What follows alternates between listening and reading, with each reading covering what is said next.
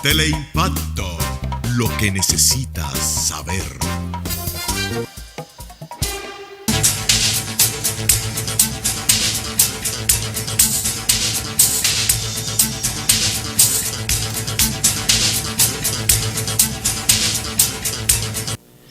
Señores, bienvenidos a otra entrega de Sondeo, como siempre. Hoy es lunes, arranca la semana. Iniciamos una semana que fue activa en muchos sentidos. Así es, muy activa la semana. Y tanto en el plano local como en lo internacional. Por allá por Venezuela hubo refriega en el Congreso, refriega en la institucionalidad. Sí, yo creo que lo de Venezuela va de mal para peor. Es una lástima esa incursión de una turba en el Congreso, sí. No es una señal ominosa. Sí, porque si el Congreso no lo está haciendo bien, en algún momento no está sirviendo en este caso que es representado por una mayoría opositora, haciendo del contrapeso que debería hacerle al gobierno, y sobre todo cumpliendo con el papel que tiene asignado, en este caso al Congreso, que es de supervisar las ejecutorias del Ejecutivo, pero tratándose de sectores políticos contrarios, tiene que primar la prudencia de un lado y de otro. No es verdad que con turbamultas, asaltando al Congreso, se puede llamar la atención o llamar al orden a ese sector, a ese órgano, si está fuera de tono. No es con incursiones de esa naturaleza que se pueden poner de acuerdo. Y todo apunta a un choque de poderes.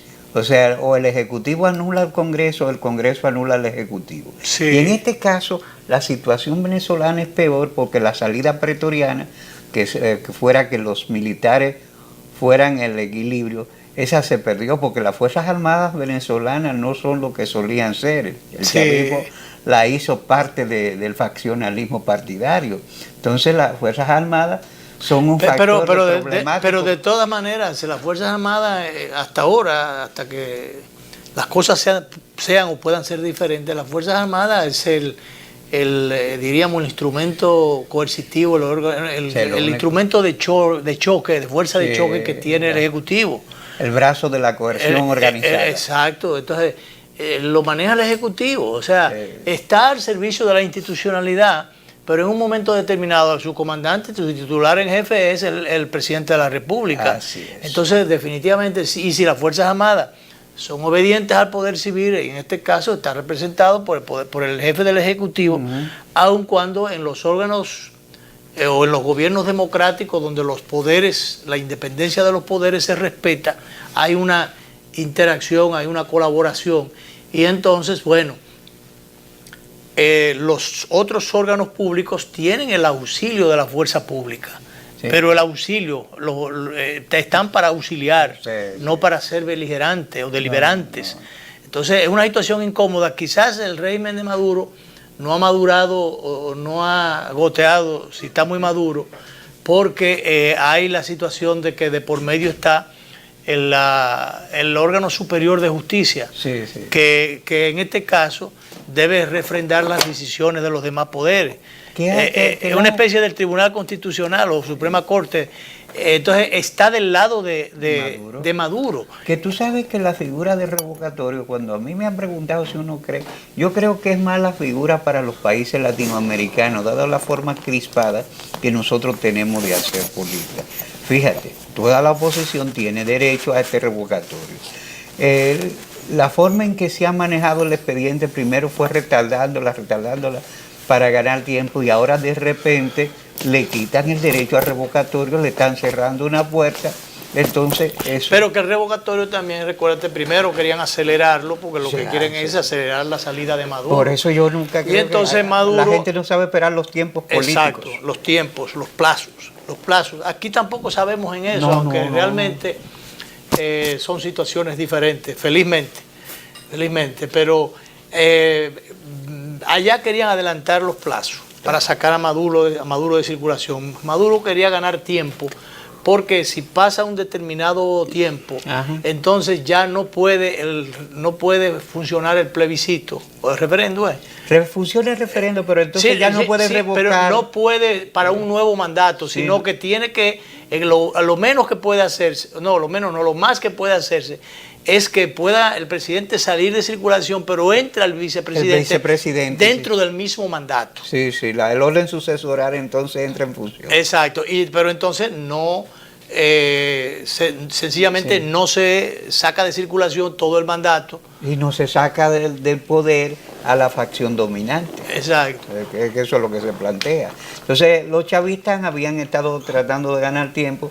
pero parece que en esto la facción de Maduro decidió jugársela, imponiendo anular el revocatorio. Sí, y es una condición de todas fuerza. maneras, para utilizar la expresión de un ex miembro titular de la Suprema Corte de Justicia, magistrado Subero, cuando habló del choque de trenes allá, realmente en el orden institucional sí ha ocurrido un choque. Están en vía de coalición. Exacto, y eso es penoso. Yo no sé en qué eso va a terminar, pero eso no va a terminar bien, porque realmente el país está dividido de mala manera en dos pedazos considerables, sin el parecería. Ya no hay árbitros, no la institucionalidad se ha perdido. Ni hay mucha cabeza tampoco, porque a veces puede no haber árbitros, pero si las cabezas están bien puestas, se puede sobrellevar la situación hasta un punto. Bueno, de todas maneras vamos a dar paso a nuestro invitado, que ya está por aquí con nosotros, el licenciado Melanio Paredes, miembro del Comité Central del Partido de la Liberación Dominicana, el partido gobernante en nuestro país, ex ministro y ex muchísimas cosas dentro de la administración pública, profesor y educador y economista. Así es. Y un hombre comprometido con valores partidarios. Con él podemos conversar de muchísimas cosas. Primero nos gustaría inmediatamente dándole la bienvenida, extraer de él las primeras o las principales preocupaciones que pueda tener. Yo diría que más que en el orden político, porque eso es más largo, en el orden institucional.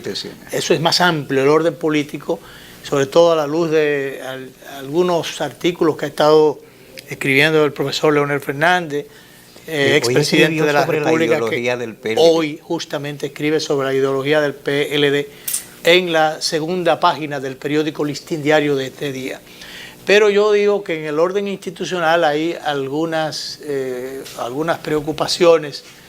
Y yo, para no comenzar al revés, sino comenzar por el principio, como es lo normal, ¿verdad? Hay gente que sale atravesado y que comienza al revés, pero no nos gusta comenzar por el principio.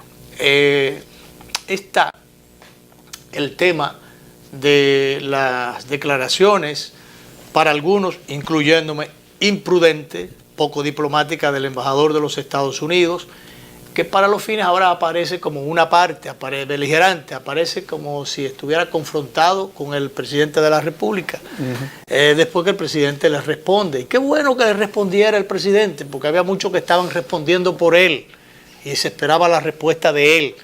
Ya él lo hizo, y de qué forma lo hizo.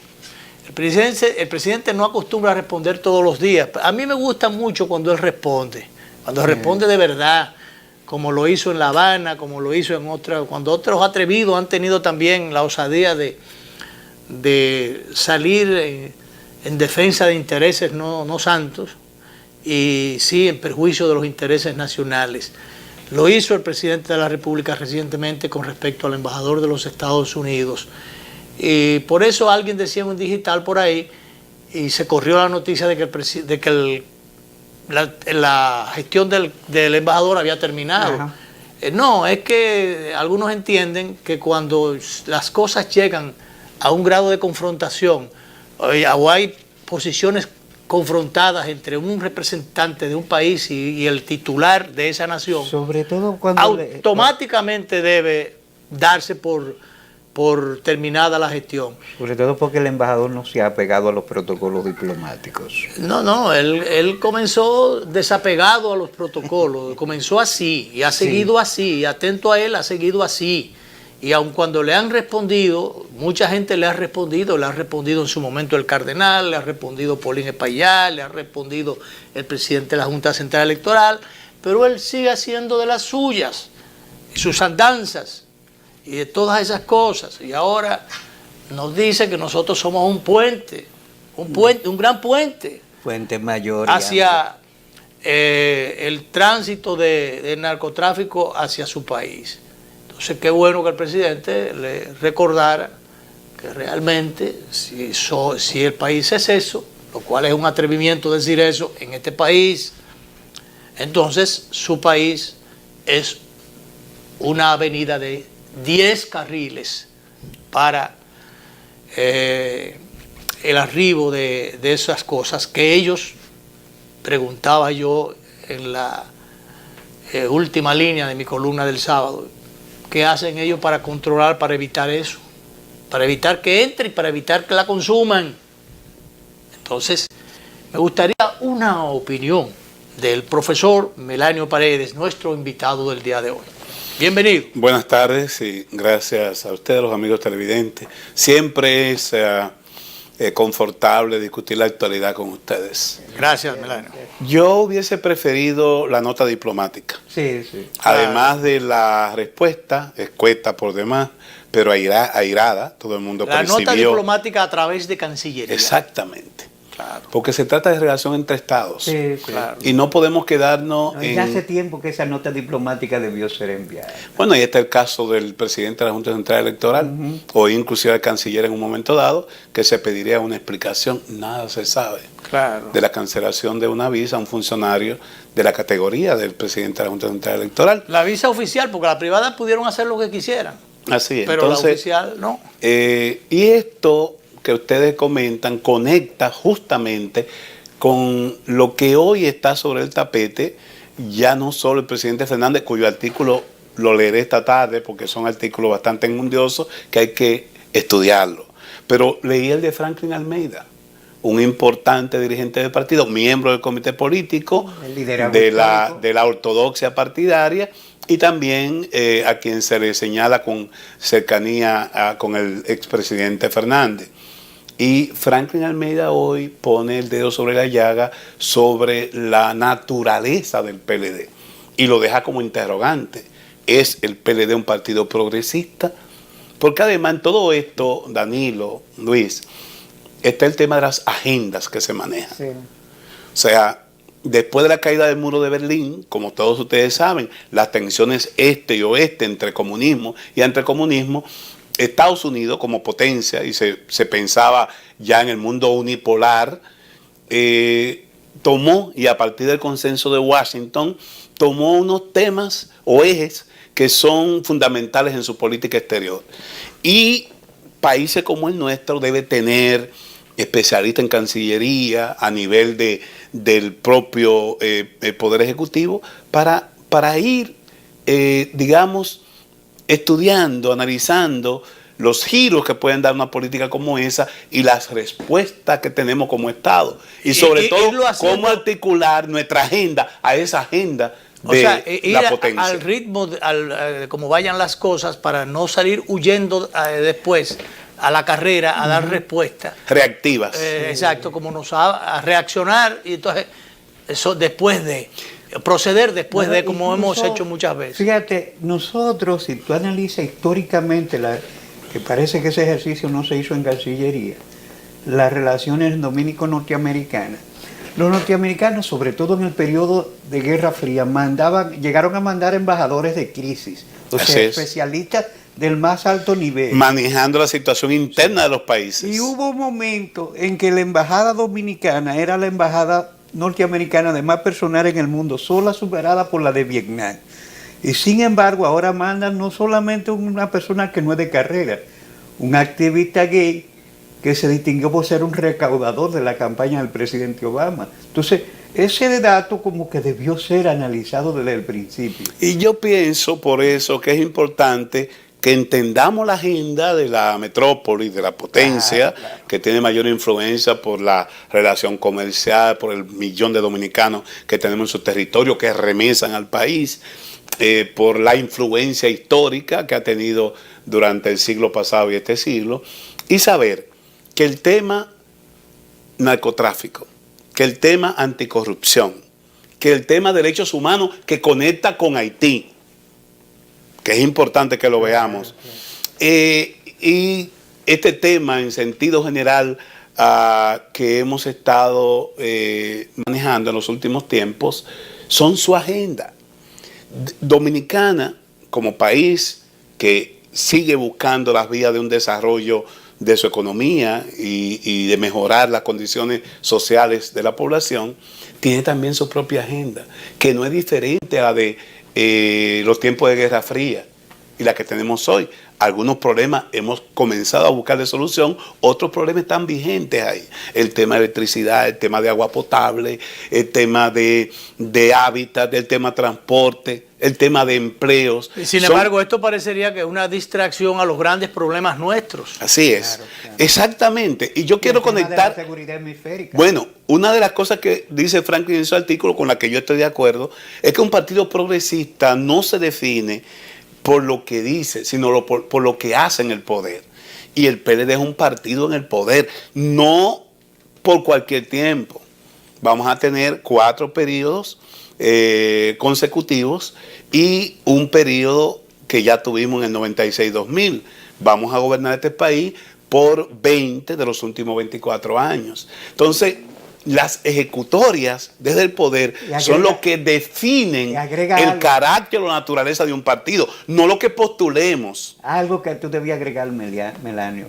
Por primera vez en la accidentada historia nacional, no es un gobierno personalista. Quizás no sea un gobierno netamente de partido, pero no es un gobierno personalista, no, individual. Así es. La impronta partidaria marca las administraciones. Así es. Y es una diferencia notable. Es una diferencia notable. Entonces, sobre esa base, el tema del aborto, el tema de las preferencias sexuales o el tema gay no puede ser lo fundamental en la agenda dominicana. Es un tema de derechos humanos que están contemplados en nuestra Constitución, simple y llanamente. Pero nos quieren imponer una agenda. Y entonces vivimos la cultura del envase, en que la forma es más importante que el contenido. Vivimos en la cultura del espectáculo. Entonces una respuesta del presidente a un tema se dimensiona. Usted ve cómo se caricaturizan los diarios y lo que sale a reducir son las condiciones particulares del señor embajador. No, este es un problema que tiene que abordarse como una relación entre estados. Por eso decía que no solo la respuesta airada del presidente, más que justificada, sino la nota diplomática, que podamos establecer los linderos. Por ejemplo, el señor embajador o la embajada contestaron unos tweets de un diario digital que especulaba sobre el hecho de cuando un embajador entra en una confrontación abierta con el presidente de un estado. Sí. Recuérdense que los estados dan la aquiescencia, dan el placer cuando se solicita que una persona vaya a fungir como embajador. Entonces esos son los procedimientos que debemos adoptar y no salirnos de un tema fundamental. Aquí tendríamos que ver cuáles son las condiciones en que hoy se desarrolla el Tratado de Libre Comercio con los Estados Unidos. Melanio, vamos a la pausa porque el tiempo va muy rápido. De todas maneras, sobre la marcha, después que los gobiernos dan el placer, la autorización para que la aceptación del representante de otro país, sobre la marcha, dependiendo de los comportamientos, también se puede en un momento dado declarar una persona no grata. Sin embargo, eso no ocurre hace mucho tiempo, que yo sepa. Eso no ocurre por nuestros lares, no importa los motivos que puedan haber. Si analiza la historia diplomática de América Latina, el último caso fue el embajador chileno en Cuba en los tiempos de Allende, el embajador de Allende, que es un escritor conocido, James, no me acuerdo el apellido. Es de los pocos casos que se registran. Pero yo de todas maneras escribía y ratifico que yo no me imagino a un embajador dominicano en Estados Unidos diciendo que allá hay una gran corrupción, que allá hay mucho narcotráfico, que allá se violan los derechos humanos. Yo estoy seguro que no se le va a ocurrir a ningún embajador dominicano salirse de los esquemas diplomáticos y de la prudencia, como se ha hecho aquí en perjuicio de nuestro país. Pero yo estoy seguro que si eso a alguien se le ocurriera, lo pondrían de patita para acá de una vez. Tenemos que poner nosotros las reglas como están. Claro, no que no las pongan de fuera. Pero bien, en eso yo creo que la gente, por dignidad, la gente y los países, en este caso los estados, tienen que darse a respetar, Vamos a la pausa y volvemos con Melanio Paredes, nuestro invitado de hoy.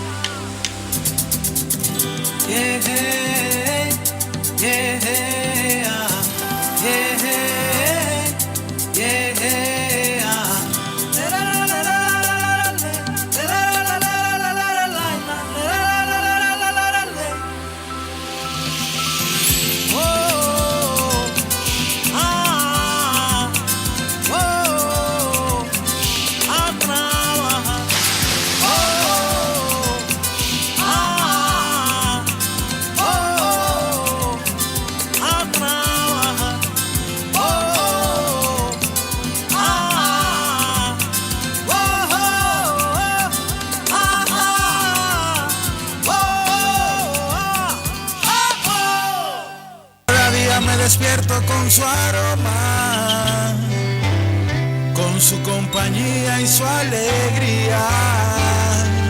Véndame la vida como siempre, siéntate aquí a ver el mar y que el aroma permanezca. Porque el sabor empieza en el aroma, porque me tienes y te tengo. Porque las tradiciones no se pierden y esta es orgullo de todos. Ven con tu café de siempre, con sabor que enamora, con esencia de familia, con tu café Santo Domingo. Café Santo Domingo, sabor que empieza en el aroma. Tu café de siempre. La CDEE, enfocados en su plan integral, trabaja en más de 100 proyectos de reducción de pérdidas y rehabilitación de redes en todo el país para mejorar el voltaje y mantener la continuidad del servicio. Se construyen 8 nuevas subestaciones, 16 en proceso de repotenciación, 24 en total. Avanzamos con 1.825 kilómetros de redes rehabilitadas, 268 kilómetros de nuevos circuitos, más de 20.000 clientes prepagos, 243.000 clientes normalizados, 212.000 nuevos clientes telemedidos, alcanzando ya más de 340.000 en las 3 sedes. Corporación Dominicana de Empresas Eléctricas Estatales, CDEE, hacia la solución definitiva.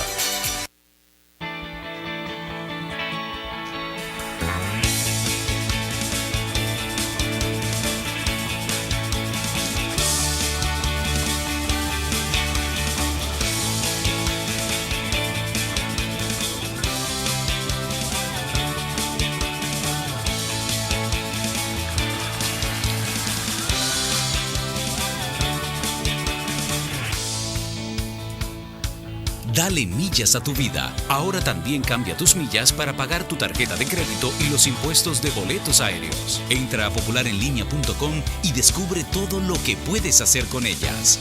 Popular, a tu lado siempre.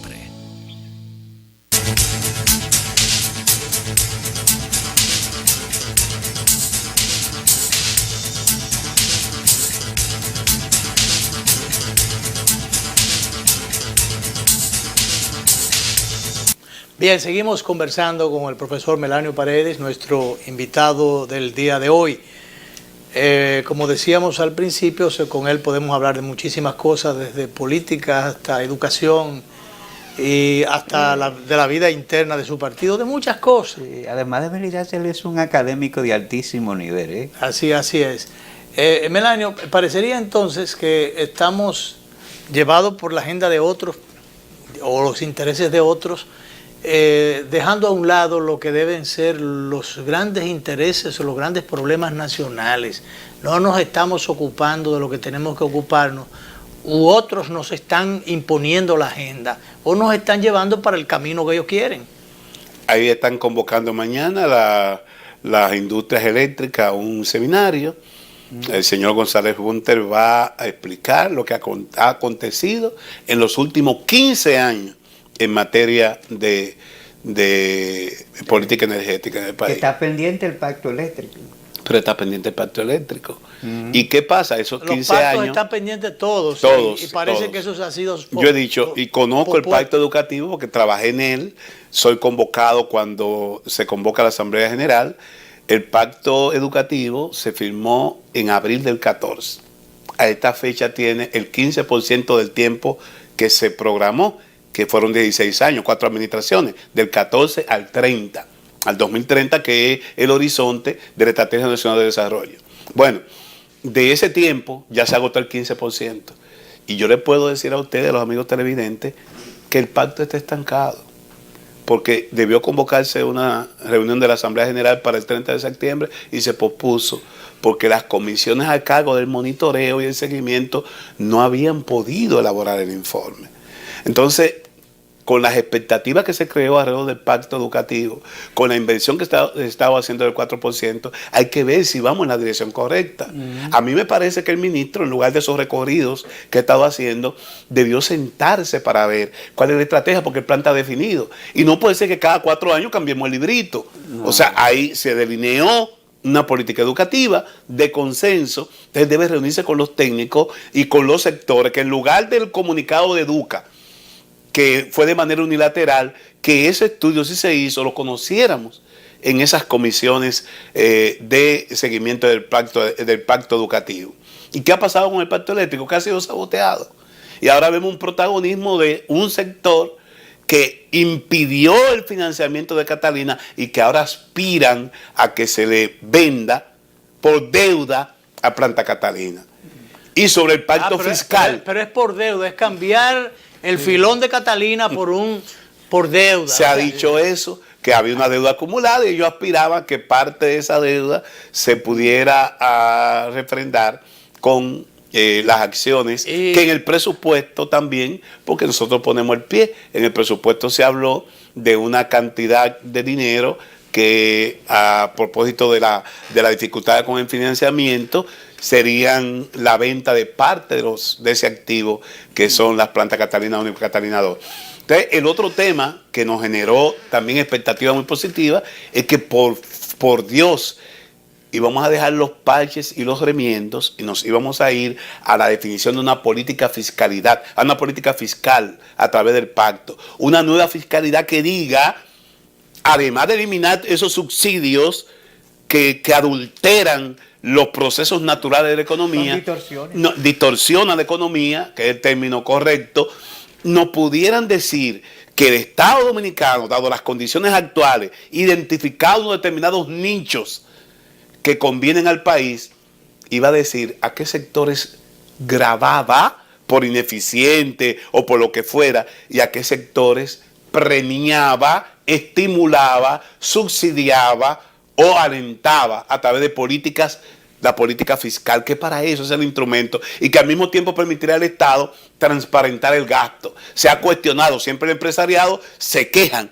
que no se puede aumentar la presión tributaria porque hay que cualificar el gasto y hay que transparentar el gasto. Bueno, pues el Estado, el gobierno, tiene que cumplir con lo suyo. Este es mi gasto público, estas son las inversiones, esto es nómina, estos son los contratos, estas son las inversiones. Pero también como parte de esa transparencia decirle al sector privado, y esto es lo que ustedes tienen que pagar. Exactamente. Ese es el problema, que la transparencia se pide un solo Es lo lado. que digo, o sea, es una avenida de doble vía, pero de ninguna manera aplazarlo. El pacto educativo estancado, el pacto eléctrico saboteado y el pacto fiscal aplazado. Y hablaste de saboteo. Un gobierno, para ser exitoso y mostrar resultados, tiene que tomar ese riesgo. Se lo he dicho al presidente Medina, ya lo dije en un momento dado en conversaciones particulares y lo he estado repitiendo. Tiene que tomarse riesgos. Si no rompemos ataduras, no habrá problema de que le garanticemos a la población energía eléctrica asequible y a buen precio, agua potable en los hogares, vivienda, transporte, infraestructura de escuela y todo lo que necesita un pueblo para mejorar su calidad de vida. Yo pienso que el presidente Medina, a quien también creo que no le gustan mucho los ruidos, ha estado asumiendo riesgos cuando, por ejemplo, dispone la suspensión del subsidio a los transportistas. Ajá. Que eso... Es la distorsión mayor. La distorsión mayor, y habrá de traer incluso sus problemas sociales, porque ya comenzaron a aumentar, unilateralmente comenzaron a aumentar bajo la excusa de que ese subsidio era necesario, a pesar de que había sido desnaturalizado y lo dice Juan y de no llegar donde tenía que llegar. ¿Qué resulta? Todos hemos visto, esta mañana yo vi, por ejemplo, algunos choferes a los que les preguntaron el tema del aumento del pasaje y de la eliminación del subsidio. Dice, bueno, a mí me da lo mismo que lo quiten como no lo quiten. A mí nunca me ha llegado ese subsidio. Sí. O sea, ese subsidio se quedaba en el camino, distorsionaba el mercado e iba a abultar los bolsillos de algunos pocos. Pero faltan otros. Entonces, exacto. Faltan otros, pero por ejemplo del sector privado, lo único que hay algunos, que son otro tipo de acuerdos, que están dentro de los de contratos, que ya es diferente. Y de la ley. Y de la ley. Hay algunos que son subsidios otorgados en base a ley y en base a contratos caso de la zona franca firmados. O sea, estas cosas parecería que requerirían un poquito más de tiempo. Lo otro era decreto que nada más había que quitarlo y que hace mucho debieron quitarlo, porque el problema es que aquí se le da mucha larga a las cosas y se engorda sectores para que después no se pueda con ellos, como es el caso de los choferes. No se le quitó a tiempo, no se le marcó por un tiempo que fuera este subsidio, y entonces a ellos se acostumbraron a eso y ahora parecería que quieren y hasta podrían hacer un lío social y económico en este país, porque cuando le aumenten el pasaje y el transporte de carga también lo aumenten, eso va a incidir sobre todos los sectores. Y efectivamente hay una jerarquía de las leyes. La Constitución de la República, ante la cual todos somos iguales, sí. Y entonces no puede establecer beneficios onerosos para uno y cuando se le quita a otros. Está el tema de los códigos tributarios y demás, están las leyes adjetivas, están los contratos. Entonces hay un tema de jerarquía. Todo esto pudo examinarse en la discusión del pacto fiscal, porque de lo que se trata de eso.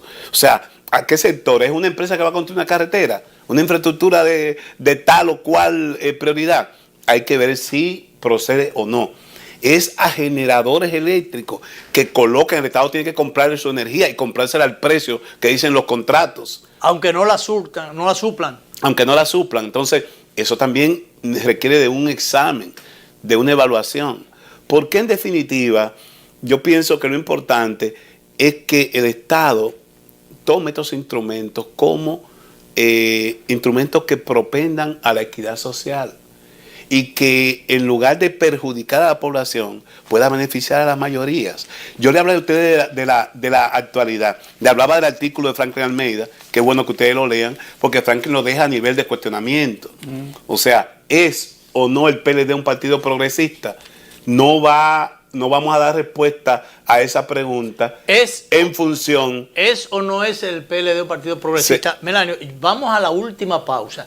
Ya de allá para acá, yo quiero que usted nos dé respuesta a, justamente a esa inquietud, a esa interrogante de Franklin Almeida y a la visión o creencia que tienen otros, que el problema ha estado en que el PLD, como diría Pablo Macchini, ha estado muerto de la risa y embriagado de... Dice Macchini que se puede morir de éxitos. Que se puede, embriagado de éxitos. Entonces que gran parte del problema ha sido ese. El éxito del PLD que lo ha emborrachado y no le ha dejado dar los pasos que tiene que... Si tiene la cabeza borracha, no puede actuar bien. Vamos a la pausa y que Melanio nos reguile el trompo después que reiniciemos de allá para acá. Vamos a la pausa.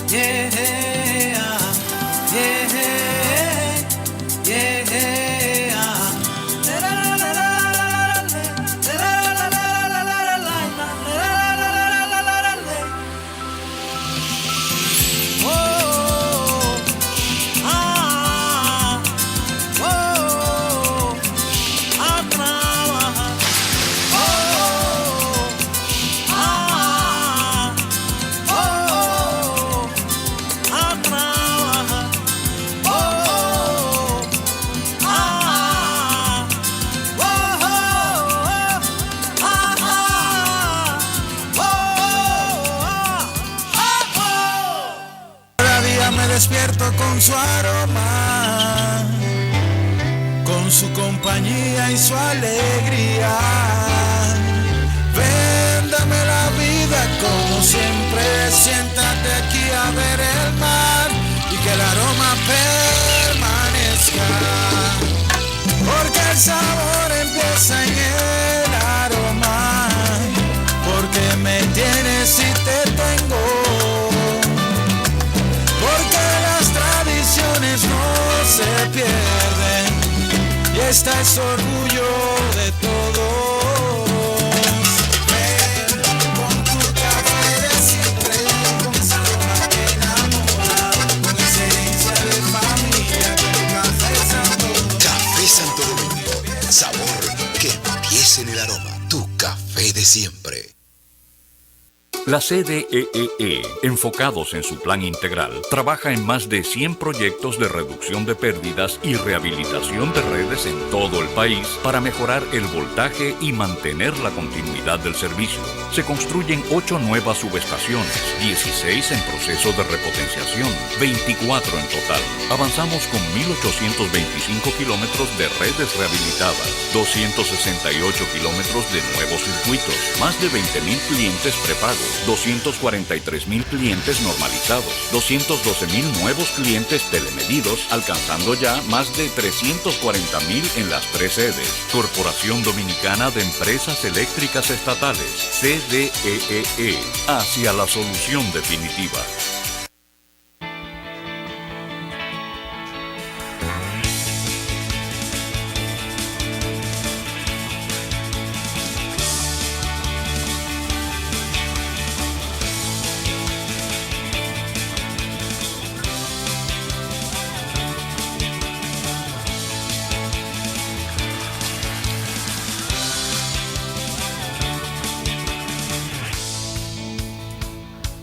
Dale millas a tu vida. Ahora también cambia tus millas para pagar tu tarjeta de crédito y los impuestos de boletos aéreos. Entra a popularenlinea.com y descubre todo lo que puedes hacer con ellas. Popular, a tu lado siempre.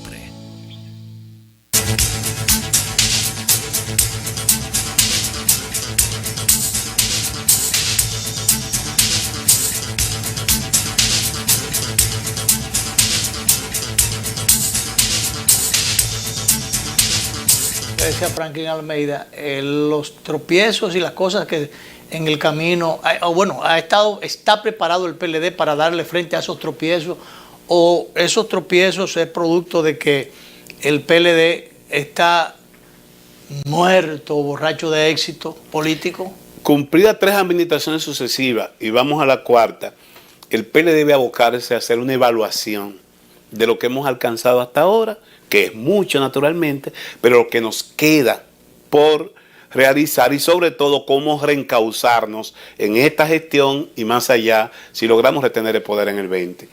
Y ya tenemos a un importante miembro del comité político que está hablando de eso. Y el artículo del presidente Fernández hoy también habla, porque cuando se habla de ideología, hay que entender que se asumen programas de gobierno y que esos programas deben ser orientados conforme tu ideología a favor o no de la mayoría de la población. ¿Qué es lo que se debía debatir con el pacto fiscal? ¿Qué es lo que se debía debatir con el tema de la eliminación de los contratos de Madrid? Es que efectivamente un gobierno presidido por o llevado al poder por un partido de la historia y la raigambre, el Partido de Liberación Dominicana, tiene que apostar a beneficiar a las mayorías. Sí. Usted no puede mantener impuestos regresivos como el anticipo, como el ITERI, que se traspasa los precios. O sea, usted está agravando el consumo, no el beneficio, no la renta. Y que muchas veces cae en la doble tributación. La doble tributación, efectivamente, eso es la doble tributación. Porque hay una exención para el salario mínimo, pero luego se comienza a cobrar de un 15 a un 25% salario que son de sobrevivencia. Porque 20, 25 mil, 30 mil, 40 mil pesos no son salarios de lujo en este país. Ya no. Hay que resolver, lo ha dicho el propio gobernador del Banco Central, el tema de la brecha salarial. O sea, con la brecha salarial, no solamente en el sector en el conjunto de la economía, sino también en el propio sector público, es imposible que la grande masa, la población, los trabajadores, la clase media baja, pueda sentirse satisfecho con la respuesta que estamos dando como organización. Hoy también sale en uno de los diarios nacionales, el Diario Libre, estas declaraciones de 3 funcionarios del Programa Nacional de Seguridad para el Desarrollo, que de alguna manera lo hemos estado diciendo. O sea, el país tiene crecimiento económico, por 50 años hemos estado creciendo, pero no hay redistribución de la riqueza. Eso lo ha dicho el gobernador del Banco Central, Héctor Valdés, 50 veces. Sí, sí. Que ahora hay que desparramar. Derramar. Es el término. Entonces, estoy de acuerdo con Franklin, que no solamente es de palabra. Para demostrar que somos progresistas, tenemos que demostrarnos los hechos, con políticas públicas. Por eso entiendo que el gobierno del presidente Medina no puede aplazar el tema del pacto fiscal. Yo pienso que hay que sentarse, y es bueno que comience su gestión. No hay una aspiración que muchas veces... Parece que no hay mucho movimiento en esa dirección. No sé, pero eso parece que está frisado. Y que los sectores tradicionales comenzaron a cuadrarse. Cuando ustedes lo ven que andan por ahí reclamando reformas políticas y haciendo encuentros con los partidos de oposición, lo que están en el fondo lo que están es defendiendo posicionándose para que no toquen esa tecla del pacto fiscal. Quiten las exenciones, pero a mí no. Entonces yo pienso que por ahí. ¿Y qué debe hacer nuestro partido? Insisto, evaluarnos, ver lo que hemos hecho como gobierno, qué podemos nosotros ofertar en esta gestión que tiene que ser relanzada, porque es un gobierno nuevo en términos de que estamos en un nuevo mandato de 4 años, pero lo que se hizo fue algunas remociones y algunos parches para cumplir con partidos aliados, pero en el fondo se han continuado las políticas que vino haciendo Danilo y que fueron exitosas en la gestión pasada. Que habría que hacer un cambio ya no solamente de cara, sino estructural. Siempre es conveniente un relanzamiento. Siempre, porque la gente se cree expectativa. Y pasó un proceso no luce muy disputado. Entonces que el gobierno ha sido relanzado.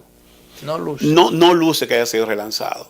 Y yo aspiro a que el presidente Medina en su momento pueda hacer ese relanzamiento, definiendo una serie de políticas públicas que tengan que ver con estos temas cruciales, que el país espera respuestas y soluciones. Soluciones, no parches.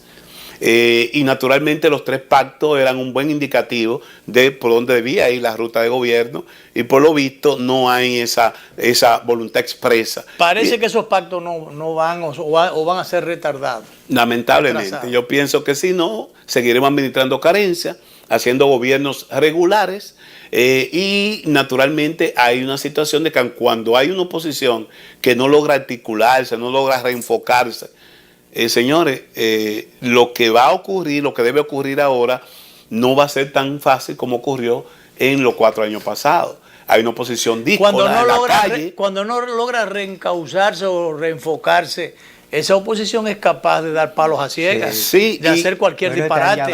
Como por ejemplo, decir que si no se escogen la Junta bajo los perfiles que ellos plantean, no va a haber paz. No va a haber paz y no van ellos a propiciar gobernabilidad. Exacto. Lo que es todo lo contrario al papel de contrapeso y de equilibrio que debe jugar toda oposición seria y responsable. ¿Y qué es lo que hace eficiente a un gobierno? Es ese contrapeso de la oposición. Si ellos están en otra cosa, entonces le corresponde al Partido de la Liberación Dominicana, con presencia en prácticamente todos los poderes públicos, retomar su institucionalidad, discutir los temas esenciales, convocar, porque yo pienso que el 62% de Danilo no es para que nos volvamos prepotentes y arrogantes, todo lo contrario, nos da fuerza política, le da fortaleza al presidente Medina, pero nos da el poder de convocatoria, de convocar para que discutamos los temas y podamos enrumbarlos a la luz de lo que le hemos ofertado a la población dominicana, no solamente en este periodo, sino las propuestas desde nuestra fundación misma como partido. El 62% de Danilo, el 51% del PLD. Así como partido, así es. 51%. Así es. Que superó los resultados de otras elecciones donde generalmente no llegaba al 50%. No. Sin embargo, yo digo, con los aliados. Yo digo alto, no nos lo hacemos solamente con el tema de que somos una maquinaria electoral, tenemos que dar respuesta en el plano de las ejecutorias, tenemos que dar respuesta en el plano de la institucionalidad, tenemos que garantizar que todo ese favor popular lo pongamos al servicio El de quien nos brindó ese apoyo popular. Trabajar el fortalecimiento institucional, Melario, porque, por ejemplo, yo particularmente no entiendo.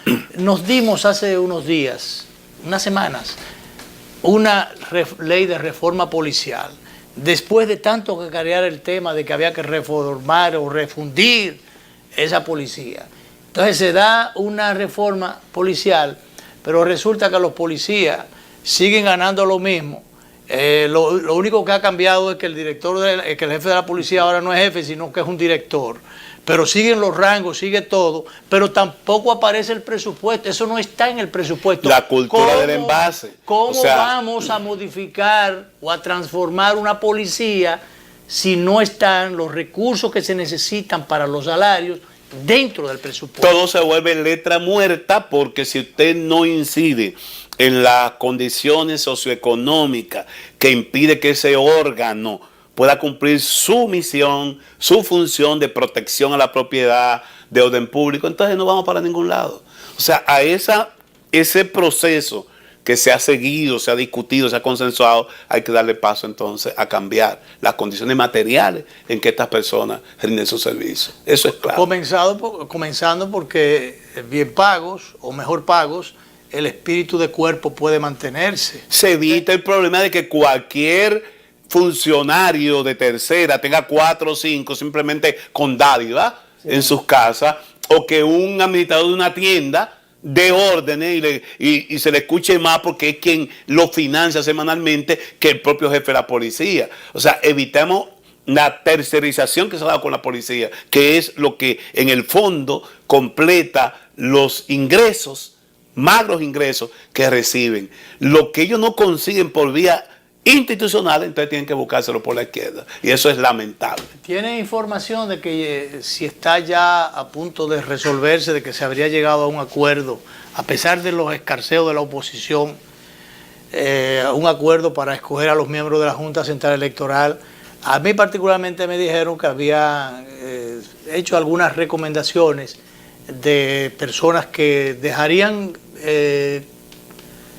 conformes a todas las partes, y que aquellos temores que algunos sectores tenían en principio, pues esas cosas se están despejando, y que parece que en cualquier momento pudiera ya darse a conocer un acuerdo definitivo. Claro que esto sacaría de juego a algunas figuras que se entiende, sacrificaría algunas figuras que se entiende tienen las sobradas capacidades y los méritos para seguir en la Junta Central Electoral. Sin embargo, a mí no me satisface, y no creo que a la mayor parte de la población le satisface, que sigamos con el sistema de reparto. Yo pienso que... Bueno, pero la oposición dijo que no quería reparto. Sí. Por lo menos por lo menos públicamente. Se están moviendo, y se están moviendo las élites. Y me temo que terminaremos en un sistema de reparto que a cada líder político que lo escoge el presidente, escoge a su opositor, se le satisfaga con un miembro de la Junta. Yo creo que no había razón para adelantarse. El Senado alega que es un reglamento que se deriva de aquella vieja ley 275-97 que tienen que ser, está en los hechos derogadas cuando se creó la ley orgánica del Tribunal Superior Electoral.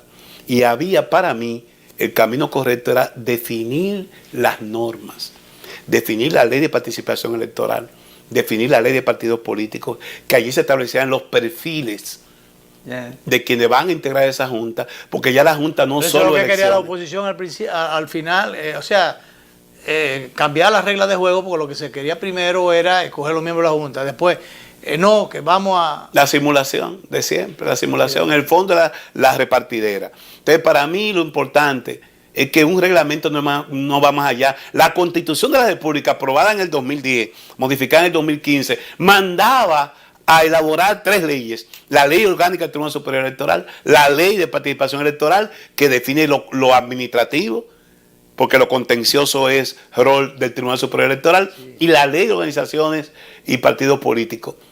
En el 10 se mandaba a elaborar eso, y había un plazo, me imagino, creo que eran de 2 años. Mira por el tiempo que vamos, ahora nos vamos a la carrera porque un reglamento del Senado dice que hay que designarlo. No, señor. La Junta Electoral tiene función de registro civil, que lo ha hecho muy bien, según tenemos entendido. Y es el día a día. Es el día a día, eso es lo está haciendo bien. Eso es parte del por lo que quieren quitar a los miembros de la Junta. Se ha dicho eso. Pues sobre todo a sus titulares. Entonces, ponemos siempre la carreta delante de los bueyes. Había que definir las normas, definir los perfiles y entonces seleccionar los miembros de la Junta por las competencias y la confiabilidad de que se iban a poner allí personas con el conocimiento y con la entereza para hacer bien su trabajo. No, nos vamos de nuevo por el reparto, poner gente ahí y después entonces damos los instrumentos que lo van a manejar a su conveniencia. Ahora, finalmente, de todas maneras no debe borrarse la memoria histórica. Si ocurriera lo que alguna gente quiere, vamos a quitarlo a todos. ¿Qué pasaría con eso? Que sencillamente la experiencia se borraría y habría que ir a aprender primero y partir de cero. Con un desafío importante, Clime, Encarnación, los amigos televidentes, que esa Junta Electoral que salga ahora de este proceso tendrá la gran tarea de dirigir los procesos internos de los partidos, porque ningún partido aquí ya puede gerenciar sus propios procesos internos. Claro. Hacia el 2020, esa Junta tendrá que gerenciar las convenciones, los congresos o primarias de los partidos. Gracias a Melanio Paredes, que ha estado con nosotros en el día de hoy, magnífico. Gracias por estar con nosotros. Y bueno, ahora nos vamos y convocamos a los amables televidentes, como siempre, a que nos sigan mañana, cuando volveremos con otro sondeo.